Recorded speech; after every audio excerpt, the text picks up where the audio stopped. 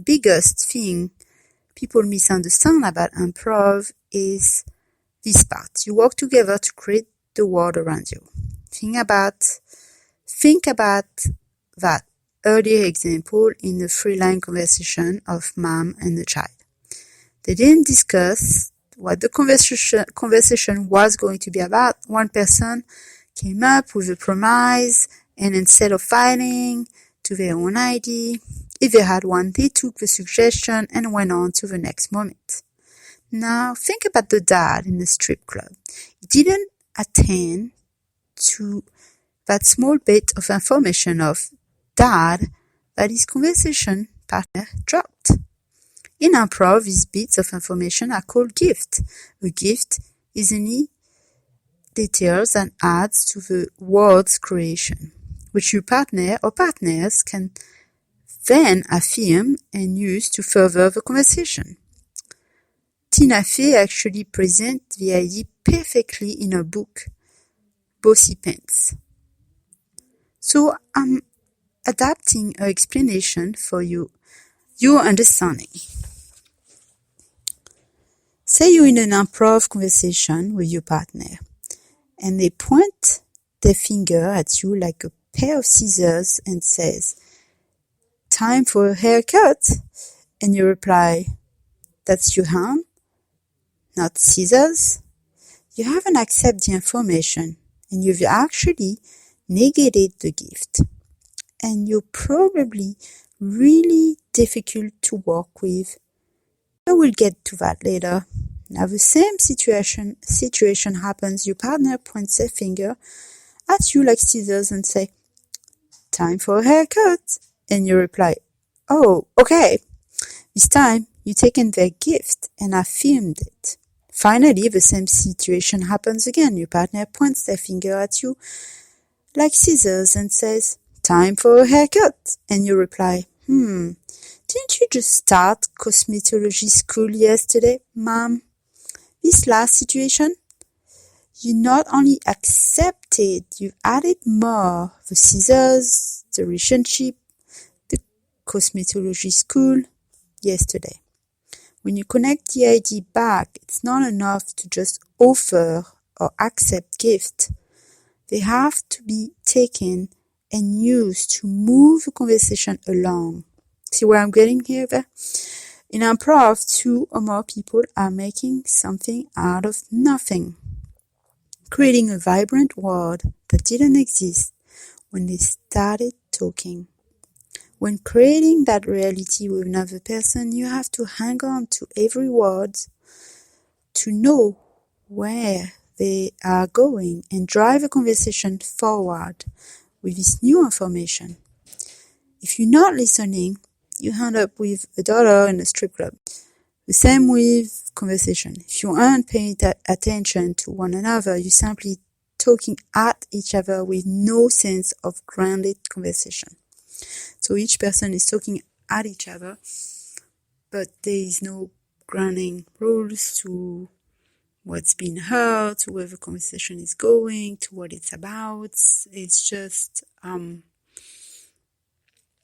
just like mirroring your own conversation to yourself, but there's another person there. There are many ways, different ways to listen. And the most common type of listening in professional communication are informational listening, listening to learn, critical listening, listening to evaluate and analyze, and therapeutic and empathetic listening, listening to understand feeling and emotion. So let's resume that again.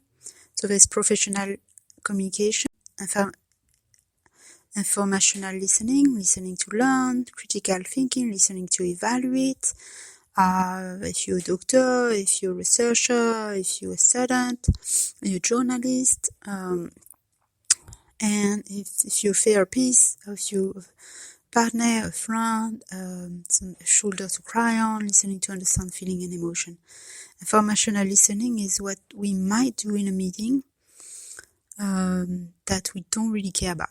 We just attending for the information taking in, and often taking notes we might look at later. Critical listening involves thinking about what the person is trying to say. You thinking beyond just the words you're hearing. You digesting the information and digging into it, whether with verbal reflection or internal thoughts. Empathetic listening happens more in your home and personal life. You're thinking about feeling and emotion. While empathy is an important skill in leadership. Usually, professional situations don't require tapping into the emotional side of things too much. Empathetic listening should be used to understand how the speaker might feel or the circumstances around that they are saying, what they are saying. So try this. Turn on the TV, a podcast or a video. First listen for the free gift. Write them down. Now listen to learn for 2 minutes. Then listen to evaluate and analyze for another 2. So you're listening to learn for 2 minutes. Then you're listening to evaluate and analyze for 2 minutes. So how did you listen, change, or stay the same? Write down a few similarities and differences. This will help you practice in a safe and controlled environment. You can build this skill at home. So jumping back to verbal ways to show that you are actively listening, people generally know a lot of these tactics. The big intentionality happens when you incorporate them into your everyday work conversation. First, remember you want to tap into that improv rules of show, don't tell. Telling someone, I'm listening, it's not as effective or affirming as actually listening to them. Keep in mind that a lot of us have a terrible memory. It's okay. If you're struggling while listening and know you have a terrible memory, write things down. Better to write it down than not to remember, right? So, even if all you remember is the name of a person you're talking to and one thing they say, you're making a point to connect the words coming out of their mouth to the information those words carry, which is very important.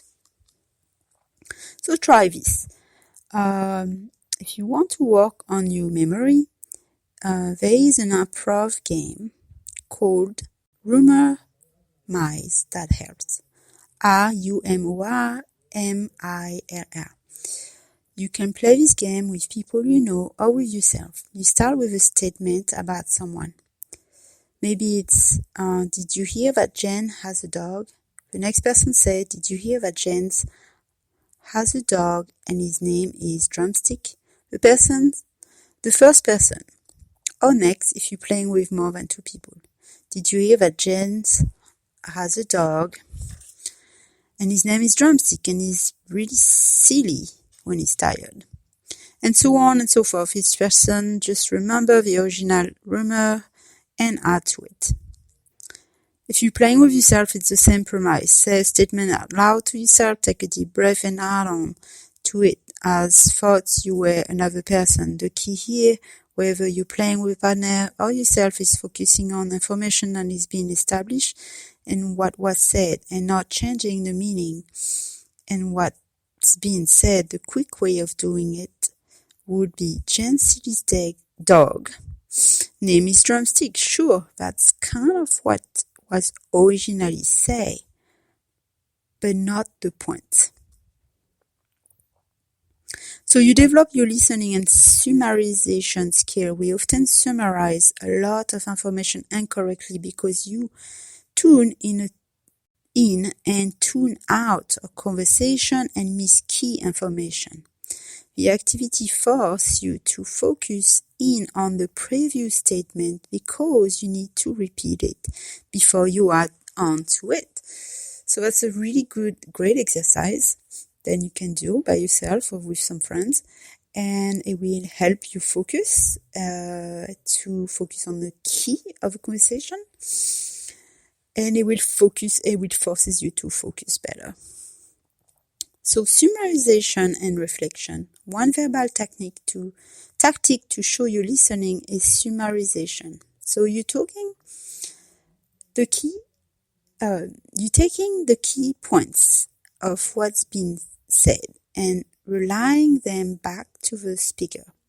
The important part of summarization is making sure you give the speaker a moment to correct if necessary.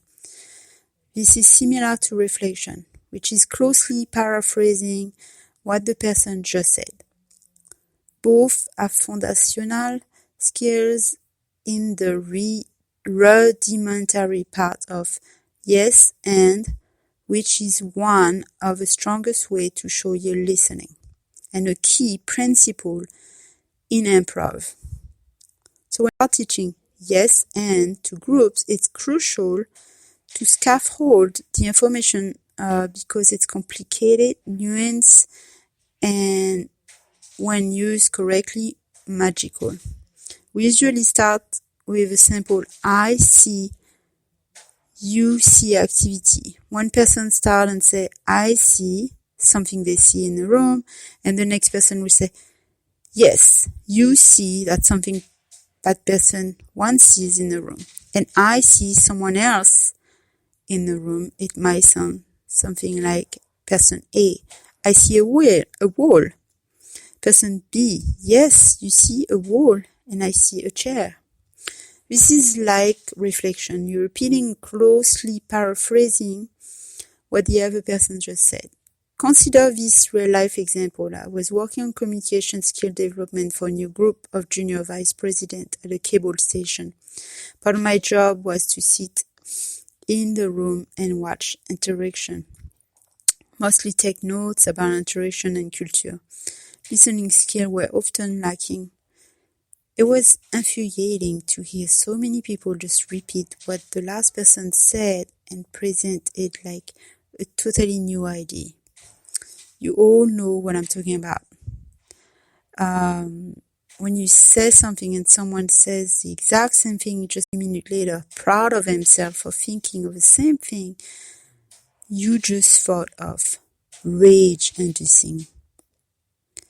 So I brought up that the team didn't seem to be listening to one another and suggested that they try to use yes and as part of the solution. This made two things happen. First, everyone had to listen to everyone else.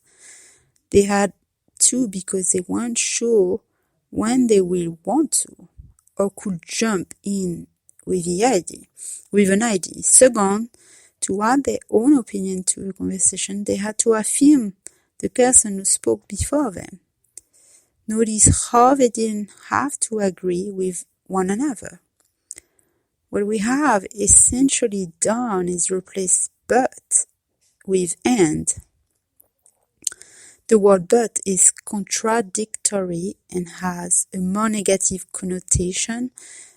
When we are trying to convey, we are actively listening. It may come off as defensive or argumentative. However, by replacing but with and, we show the other person that we have heard what they are saying, even though we may have a different opinion. So I'm going to end with this.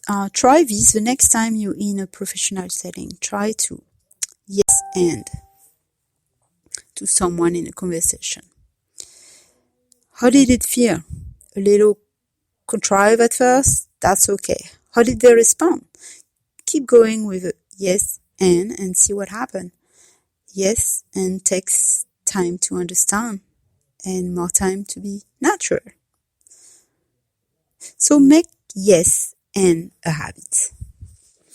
So I hope you enjoy this episode and I hope then you will try the exercise on your own at home and then you will become a better professional, actively listener, and you'll be able to learn about summarization and reflection and truly listen to your partner or partners and convey your message and also have a better efficient communication with others.